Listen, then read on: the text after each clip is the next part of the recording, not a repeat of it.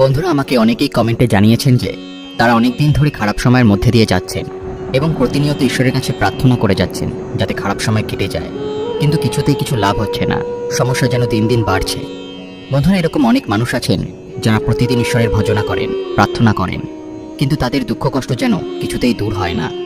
অথচ এরকমও মানুষ আছেন যারা কোনো ঈশ্বরের প্রার্থনা করে না, পুজো করে না, অথচ তারা কত সুখে আছে, শান্তিতে আছে, জীবনে কোনো সমস্যা নেই। এরকম দেখে অনেকের মনে ঈশ্বরের প্রতি অভিমান হয়, বলে যে ভগবান, আমি তোমাকে এত ডাকি অথচ আমার কপালে এত কষ্ট, কিন্তু অপরে তোমায় বিশ্বাসও করে না, ডাকে না, অথচ তাকে তুমি কত সুখে রেখেছ। আবার অনেকে এরকম খারাপ সময় ঈশ্বরকে ডেকে কোনো ফল না পাওয়ার কারণে ঈশ্বরের উপর থেকে বিশ্বাসই উঠে যায়। এরকম কেন হয় সেই প্রসঙ্গে ঠাকুর শ্রী শ্রী দুর্গাপ্রসন্ন পরমহংসদেব ভগবান শ্রীকৃষ্ণের বলা অতি মূল্যবান কিছু কথা বলেন, যেটি জানলে আপনারাও খারাপ সময় থেকে বেরিয়ে আসতে পারবেন। এই মূল্যবান কথাটি কি, তাহলে চলুন জেনে নেওয়া যাক। ঈশ্বরের পূজাপাঠ প্রার্থনা করা সত্ত্বেও কেন খারাপ সময় কাটে না, সেই প্রসঙ্গে শ্রী শ্রী ঠাকুর ভগবান শ্রীকৃষ্ণের বলা মূল্যবান কথাটি ওনার শিষ্যদের বলেন। আসলে ভগবান শ্রীকৃষ্ণকে এই প্রশ্নটি নারদমুনি একটি ঘটনার পরিপ্রেক্ষিতে জিজ্ঞাসা করেন। ঘটনাটি হলো, এক গ্রামে দুজন ভিখারি ছিল। একজন ভিখারি দেশের রক্ষকের জয়গান করে ভিক্ষা করত, ভগবানের নাম ভুলেও মুখে উচ্চারণ করত না। অন্যজন ভিখারি সবসময় ভগবানের নাম করে ভিক্ষা করত। দেখা যেত প্রথম জনের ভাগ্যে ভালোই ভিক্ষা জুটত, কিন্তু যে ভগবানের নামে ভিক্ষা করত তার নিত্য ভিক্ষা জুটত না। কি অদ্ভুত ব্যাপার, যে ভগবানের নাম করে তার এই অবস্থা, আর যে ভগবানের নাম তো করেই না, উপরন্তু নিন্দা করে, তার কোনো অসুবিধা নেই, ভালোই চলছে। হঠাৎ একদিন প্রথম ভিক্ষু, যে ভগবানের নাম গান করতো না, তার ভাগ্যে একটি মোহর জুটে গেল, আর ওই দিনই ভগবানের জয়গানকারী ভিক্ষুকের বাম পাশের বুড়ো আঙুলটি কেটে গেল। এই দেখে আমাদের মনে একটা প্রশ্ন জাগতে পারে যে ভগবানের এটি কিরকম বিচার। এই প্রশ্নটি মহর্ষি নারদের মনেও জাগে। তিনি গিয়ে সরাসরি ভগবানকে জিজ্ঞেস করেন যে এর কারণ কি, কেন এই বৈষম্যতা। ভগবান উত্তরে বললেন, দেখো নারদ, আমার কোনো দোষ নেই।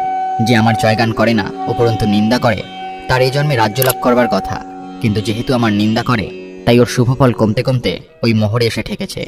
আর যে আমার জয়গান করে না, তার কর্ম অনুযায়ী পুরো বাম পাশটাই কেটে যাওয়ার কথা, কিন্তু আমার নাম প্রচারে অশুভ কর্ম কমতে কমতে শুধুমাত্র আঙুলটি কাটা গেছে। এরপর শ্রী শ্রী ঠাকুর দুর্গাপ্রসন্ন পরমহংসদেব বলেন, আমাদের সমীকরণের দৃষ্টিতে যেটা অমঙ্গল বলে মনে হয়, ভগবত দৃষ্টিতে সেটাই মঙ্গল। তাই আমরা খারাপ সময়ের মধ্যে দিয়ে গেলেও কখনো এরকম বলা উচিত নয় যে আমি ভগবানকে ডাকছি, তাও আমার খারাপ সময় কাটছে না, বরং আরও সমস্যা বাড়ছে। ঈশ্বরের কাছে প্রার্থনা করা মানেই খারাপ কর্মের ফলগুলো আমরা তাড়াতাড়ি পেয়ে যাচ্ছি, এরপরেই ভালো কিছু অপেক্ষা করছে। তার জন্যই তো ভগবান শ্রীকৃষ্ণ অর্জুনকে বলেছিলেন যে সবসময় ভগবানের সাথে যুক্ত থাকার জন্য। সেরকম আমাদেরও সবসময় ঈশ্বরের সাথে যুক্ত থাকতে হবে এবং কর্ম করে যেতে হবে। কিছু অনুপ্রেরণামূলক উক্তি। পৃথিবীতে কঠিন বাস্তবের মধ্যে একটি বাস্তব কথা হলো, মানুষ যখন সাফল্যের দ্বারপ্রান্তে এসে পৌঁছায় আর তখনই তার প্রিয় মানুষটি হারিয়ে যায়। সব মেয়েরা বিয়ের পর শাশুড়ির সাথে ঝগড়া করে না, কিছু কিছু মেয়ে শাশুড়ির মধ্যেই নিজের মাকে খুঁজে নেয়। সম্পর্ক যদি স্বার্থ দিয়ে হয় তাহলে জুড়তে চাইলেও জুড়বে না। জীবনে যখন দুঃখ আসে সবাই তখন পর হয়ে যায়, আর কেউ পাশে থাকে না। জীবনে অনেক টাকা থাকাটা জরুরি নয়, কিন্তু জীবনে শান্তি থাকাটা খুব জরুরি। কে তোমাকে দাম দিল কি দিল না, তার চাইতে নিজের কাছে দামি হওয়াটা বেশি জরুরি। ভালোবাসা পাওয়ার আগে সম্মান খুঁজুন, যেখানে সম্মান নেই সেখানে ভালোবাসা থাকে না। অতিরিক্ত আবেগ ও মায়া দুটোই মানুষকে অনেক বেশি কষ্ট দেয়। হতে পারে যে আজ কষ্টটা অনেক বড়, কিন্তু কাল সাফল্য তুমি বড়ই পাবে। সমস্ত অজুহাতকে নিজের পকেটে ঢুকিয়ে নাও, শুধুমাত্র এই ব্যাপারটা মনে রেখো যে আমি করতে পারবো। যতদিন মানুষ অসৎ থাকে ততদিন তার কোনো শত্রু থাকে না, কিন্তু যেই দিন সে সৎ হয়ে যায় তার শত্রুর অভাব থাকে না। নিজের উন্নতিতে এতটাই সময় দাও যে অন্যের বদনাম করার মতো যেন তোমার কাছে সময় না থাকে। সৌন্দর্য সবসময় মন আর আত্মার মধ্যে থাকে, কিন্তু লোকজন বিনা কারণেই তার চেহারা আর জামা কাপড়ের মধ্যে খোঁজার চেষ্টা করে। যদি জীবনে কিছু ভুল হয়ে থাকে তাহলে একটু ধৈর্য অবশ্যই রাখো বন্ধুরা, কারণ প্রথমে কেঁদে তারপর হাসার মজাই কিন্তু আলাদা। বেশি চিন্তা করা বন্ধ করে দাও, আর সেই দুনিয়া থেকে বাইরে চলে আসো যা প্রকৃতপক্ষে নেই। শুধুমাত্র সঠিক প্রমাণিত হওয়ার জন্য একটু সময় লাগে।